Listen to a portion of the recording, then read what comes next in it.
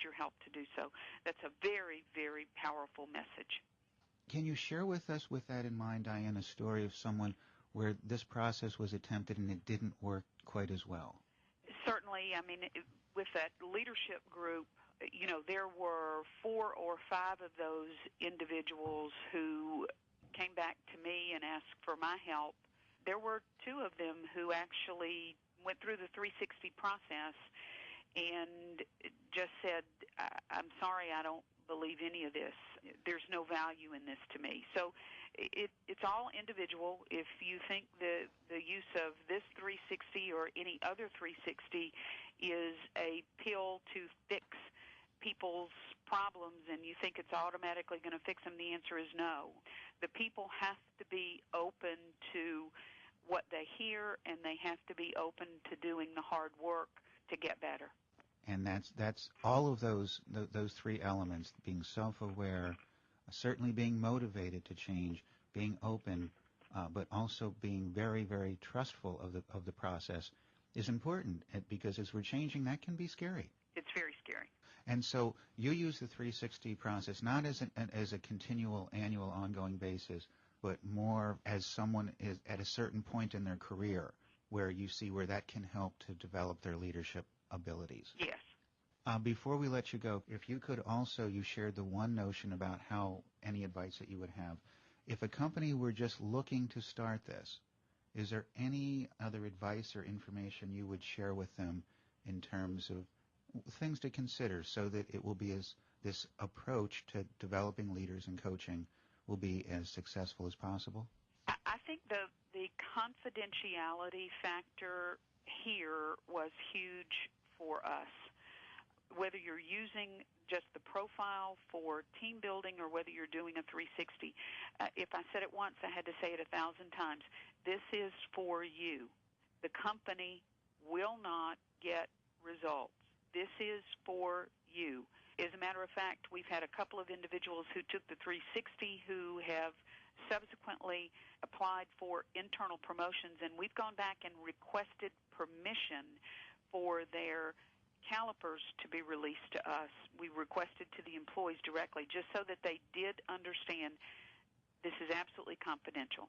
There was a lot of fear that this might be used against them, quote, end quote, in the future. And we said, no, it will not be, and we've sent a message by this whole process of, will you give Caliper permission to release those to us? They did get the message that this was confidential, and we didn't have these sitting in a file somewhere. But that's a message that needs to get out. The only reason we're doing this is to develop you. And it does take a lot for people to understand that, because what you're talking about is being self-aware and open, but you're also talking about trust. Yes. Diane, thank you so much. This has been excellent. Very great advice, great examples, and we thank you immensely. Those were interesting points from Diane Brown of Thomas & Betts. As we mentioned, self-awareness, openness to your team's perceptions, and a willingness to change are all very important when implementing a 360.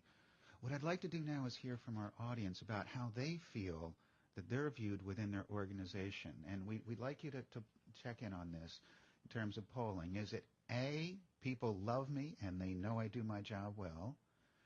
B, I'm not sure how people view me, but I'm curious? Or C, I don't know how I'm viewed and I don't care? Well, let's see how we're doing here. The votes are coming in. All right, nobody went for C. Nobody's going for C at all. And it's actually, Cindy, it's pretty much a 50-50 split between people love me and they know I do my job well, and I'm not sure how people view me, but I'm curious. What do you make of that?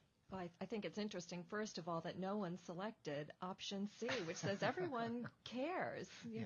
Even though this is difficult feedback to receive sometimes, everyone wants to know how they're perceived in the workplace and has a feeling of caring about that.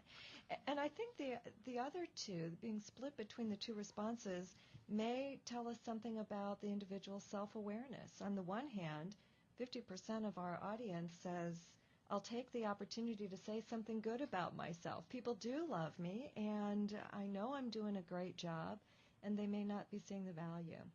On the other hand, for the 50% who are curious and inquisitive, I think that's a great first step and a great first indicator that this may be a good opportunity for them. It is an interesting mix. Yeah. Half of the people feeling very good about themselves and just wanting it confirmed, the other half curious. It'd also be interesting to see if that 50% who knows that they're doing a great job, if they were to participate in a 360, might there be some learnings in there for them that they hadn't thought about themselves? Very good. So, Cindy, I guess it takes a certain kind of individual to take this information, these ratings, and use them appropriately. The ratings are gathered on a confidential and anonymous basis. So Caliper's approach is a web-based collection of the data, of the ratings, that then comes back to us without a person's name attached to it.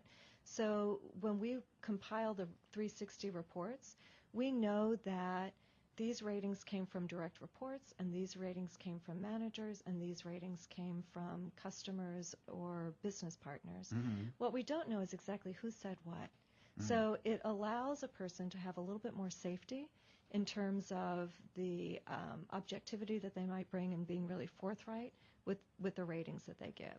We also allow them to have an opportunity, in addition to giving a numeric rating, to provide response to some open-ended questions. So we might ask them in writing, what more can you tell us about Patrick's leadership style? Mm-hmm. And to give them a chance to use their own words to describe a little bit more the background of what's behind the numbers, behind the ratings. And that information is also collected confidentially and anonymously, but is made visible to the person in their 360 report and feedback session. So that we're going to help the individuals that are completing the ratings to feel safe by protecting their identity. We also bring a consultative approach to the way that the information is fed back to the participant or learner themselves. So that rather than just giving them the report that says harshly in black and white, here's what your scores are, the good, the bad, and the ugly. Mm-hmm. Instead, we have a consultation with them with a trained Caliper consultant to walk them through the information, help them understand what it means, and how they might be able to apply it in a way that's helpful for them as well as for the organization. So it makes it safe for the participant as well. What usually draws a company to this approach? In other words, if this is something brand new for a company, what does that tell you about a company that they're interested in this approach, if they've never done it before? It tells me that they're really focused on the professional development of their employees, Mm-hmm. that they are willing to give their employees the responsibility, the accountability for their career development, that they are interested in some insight into what their training and developmental needs might be, not just on an individual basis, but when a group of people goes through the process, on an organizational level, that they really want to focus and target their training and development resources in a way that's going to be most impactful for their business. It also tells me that they're interested in providing the employees with a feeling that the company is interested in their growth and development, which can really increase employee satisfaction and employee engagement. The company feels invested in, that the organization really wants to help them grow and be the best that they possibly can be. And that the company is serious about helping them do that. So typically, the organization would already have been doing some things. It had some kind of focus on employee development, and this might be taking it one more step or introducing one more new tool. By the way, it can also be a way to help a single employee whose performance is falling off but who's seen as having great potential. Mm-hmm. So I had a phone call yesterday, a conversation with a client who has one employee, a manager, who's been with the company for 20 years. He's highly valued, and yet he's seen as being very abrasive. And so we're going to start by doing a 360 on this individual and introducing it to him as a way of really hearing feedback from other people in a way that he might be able to really hear it instead of just brushing it off, and then wrap some coaching around it. There's an individual intervention that takes place, but then it can also be part of an annual process. It can be a part of an annual process, and in fact, it's a great way to measure the effectiveness of training and development or coaching initiatives. So starting the program off with a 360 and looking at the ratings, delivering training, development, and coaching, and then a year later going back and redoing the 360. Because unlike the in-depth personality assessment results, 360 ratings can and often do change over time. They're a snapshot in time. They're an individual's perception or opinion about how you are performing in this moment on these particular things. And if you go back a year later, it's likely, and very often we would hope to see, that those scores might have shifted. And so then at the end of that year, hopefully I improved my perception there, and I get a sense of what I was doing worked. And then maybe there's something else I'm working on the next year. And maybe I have to continue working on this one. Mm-hmm. And it can be an indication of a measurement of return on investment for both the organization and the individual to see where the behaviors have changed and how they've changed during the course of the year. Great insights, Cindy. I'd like to get some feedback now from our audience, again, about just to gauge how willing they think their team would be in terms of changing their behavior to strengthen the effectiveness of the team as a whole. So do you feel that A, my team would be willing to change, B, my team would be open to change, but they may require some coaching, or C, my team would not want to change? Let's see how people weigh in on this.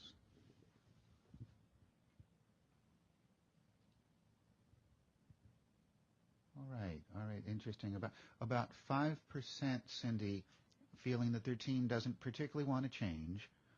About 14% saying that the team would be willing to change, and the rest, the predominant group, thinking my team would be open to change, but they may require some coaching. Boy, I really think that speaks to our desire to be the best that we possibly can be, and recognizing that in order to change, we need some support. We need tools and resources and strategies to help us do that, and a willingness, or at least a perceived willingness, of people to seek out that kind of support along the path. It really is. As you describe this, I mean, it takes both the individual wanting to change, but also being surrounded with an environment that is supportive of that, with coaches that can help. And I think this also speaks, Patrick, to the fact that feedback about required improvements or desired improvements are really a way for us to gain some insight into how we can be better than we currently are, and there's a real value in that. It's not necessarily a criticism. Very good, very good. Talking now with Cindy Garathy, the HR manager at Belimo Aircontrols. Belimo is actually a technology company that manufactures and distributes electric actuators for air dampers and valve technology for heating, ventilation, and air conditioning systems.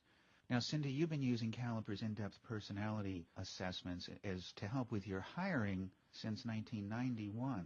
We have. After using that, after getting a sense of what happens to the applicants, you've been using Caliper's 360 approach since 2007 to assess most of your key leaders and managers and to pinpoint strengths and areas where they could use improvement. Tell me what brought you to realize that was a need at Belimo.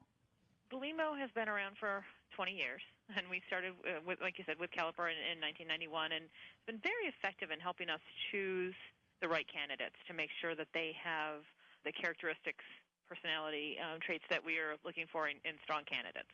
Now, in 2007, we began to focus. We have been in growth mode for so long, and now we're starting to take the next step and focus more on organizational development. And as part of that, we've been doing some assessments of the individual teams and the strengths, and to develop bench strength, and also to put some career development and succession planning in place.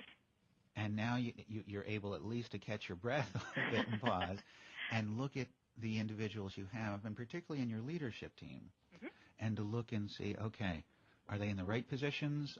Is there some way we can help to make them even better at what they're doing? Is that what I'm hearing? Exactly. That's exactly what we're looking at is to help to continue to develop our management team, and also to strengthen our company as a whole, so that we have succession planning in place as we continue to grow, and the right skill set, and to make sure that we are doing all we can as a management team to be successful. So all the vital aspects that make sure that the company not just develops and delivers everything, but that it is done in such a way that the